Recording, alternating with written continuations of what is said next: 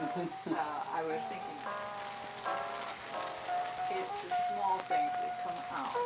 It's not the big things. You think of some of the relatives you haven't thought of for years, you know, and some of the circumstances. And you don't think of any large things because there were events, you know, but you don't, you think of small things.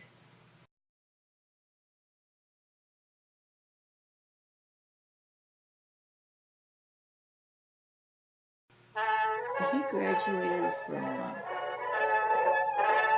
Annapolis. He was an electrical engineer. And when we moved to New London, he was an engineer for the whole area. Okay, when you wouldn't understand this, but when the economy dropped out, there was no job. I mean, just, and so he would call up Mrs. Got Rocks and say, would you like to have a floor plug put in, you know? So then he got into wiring, and you're too young, but the rural electrification came along, and he just went from one house to another putting in wiring, just the essential wiring. And that's how he raised us kids. And then he went to work for the government later. He sold appliances for a while, but he didn't like Roosevelt. That's another story. Oh boy. My dad said that, you know, all the alphabet, WPA and all the alphabet, he hated that. So he wouldn't contribute to it. So he went out of business. And but then eventually he went to work for the government.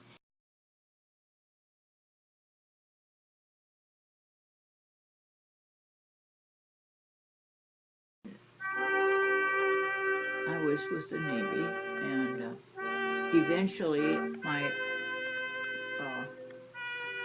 whole unit was sent to Cleveland, and we had one block on Euclid Avenue that was all Navy, and so I had 3 years of that. I was in the death department, in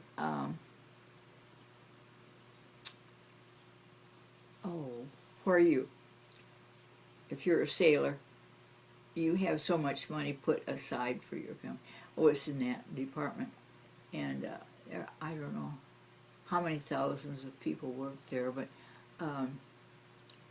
we came from Washington, we were in Virginia.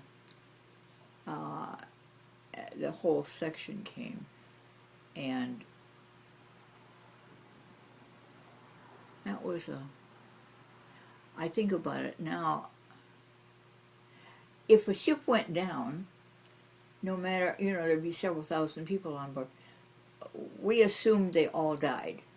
I would stop all their money. We saved the government an awful lot. But I think about it now, it was very cruel because people didn't have any money. And it was very depressing. And I got so depressed. And my then boyfriend was in Iran, and he was there for 3 years. And so when he came home, we got married, but we had just like a week. And then he went back to Hattiesburg, and I went back to Cleveland. But that was war. And it was very depressing. When a ship went down, we would work all night to save the government money. I think about it now and how foolish. Yeah, I still got rationing books. It's really funny. The day before they rationed shoes, I bought a pair of shoes. I was and they weren't very practical either. But I had a pair of shoes. There wasn't any such thing as nylons. Uh, Once in a while, a store would get a shipment of silk stockings. Silk stockings were good for one wearing, and that was it. And we would get the sailors in our section to promise to go with us and stand in line because you could only get one pair, and they were like $4 or $5, you know. And so we would get all the sailors in our department to go with us and buy a pair. Well, by the same token, there weren't cigarettes, so they would make us go and stand in line with cigarettes. It worked out pretty good. Oh dear, it's funny. And see, my mother and my sister were stuck in New London, and my dad and I both had ration books. So my mother could use all kinds of sugar because she had the 2 extra ration books. But, and my dad got home quite often. He had gasoline, but he didn't let us use any of it. I went by train. I sometimes would have Saturday night off, and I would go by train, and it stopped in New London. And then I had to catch the one Monday morning real early. But that way I could go home once in a while.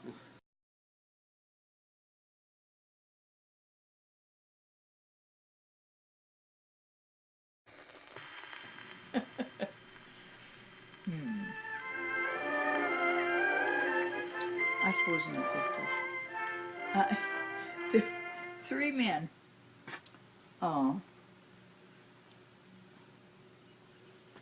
Mr. Beckley, Reverend Badel, and Mr. Barr went to Toledo, unbeknownst to me completely. They went to Toledo and bought an organ.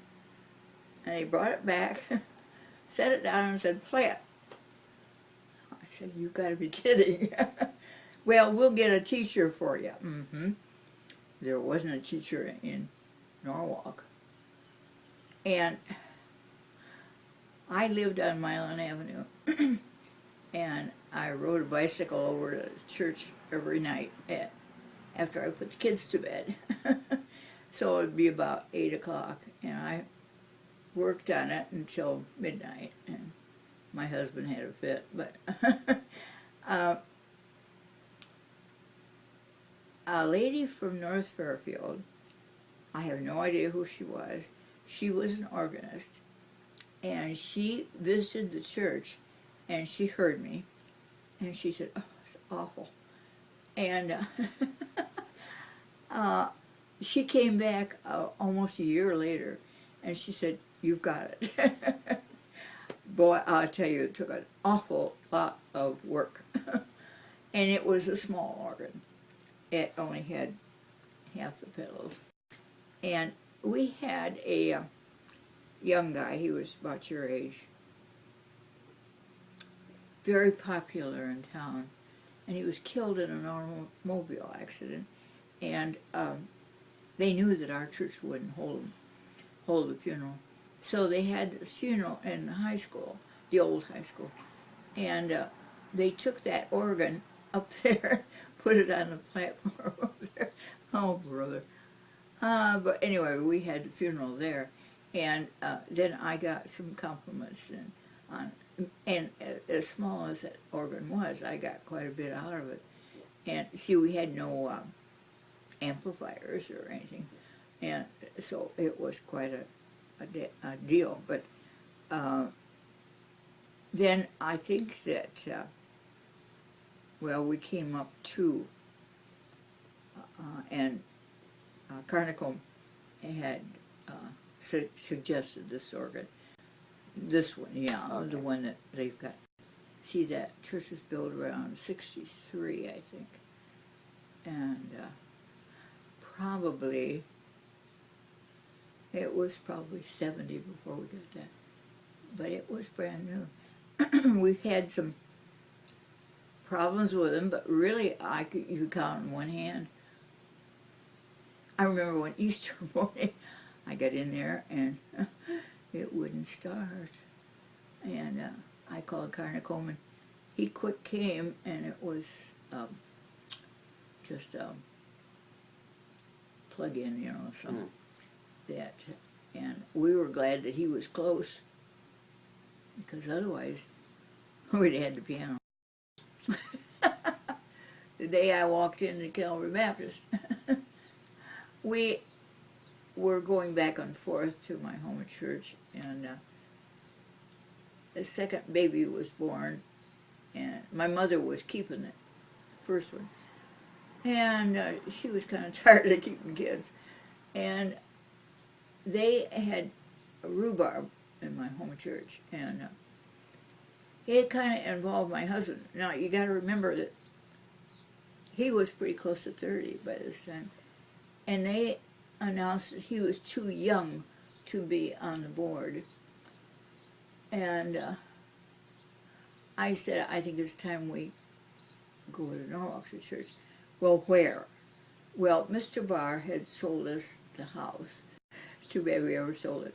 But anyway, I had been there as a kid, and so I knew a little bit about it. So the Sunday morning, we got both babies ready, and we went to church. We walked in, and Mr. Wilkinson greeted us, and he said, "I hear you can play the piano." And I said, "Oh, yeah." And he said, "Would you play for us this morning?" Okay.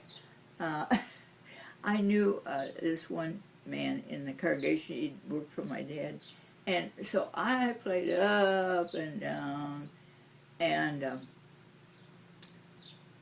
the next Sunday, my husband said, "We'll go late, 15 minutes late."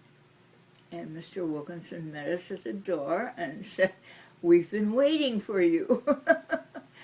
Okay. So I played up and down. And this man that had worked for my dad, he came up to me afterwards and said, "Could you just play what's on the page?" He said, "We can't sing with you."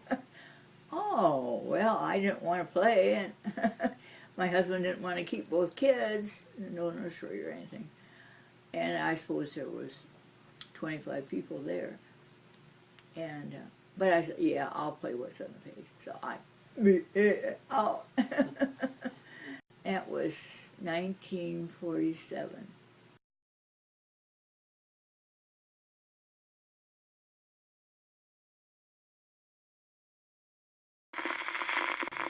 If you've ever been to New London, the funeral home there was our home. And my dad wanted to sell it. And my sister and I were against it. And he said, "Well, I'll get you guys a piano if you'll sell." Okay. He got the piano. She got lessons, but I didn't. And that's kind of funny, but she never played. But she had lessons from the best teacher. And so that's how we got the piano.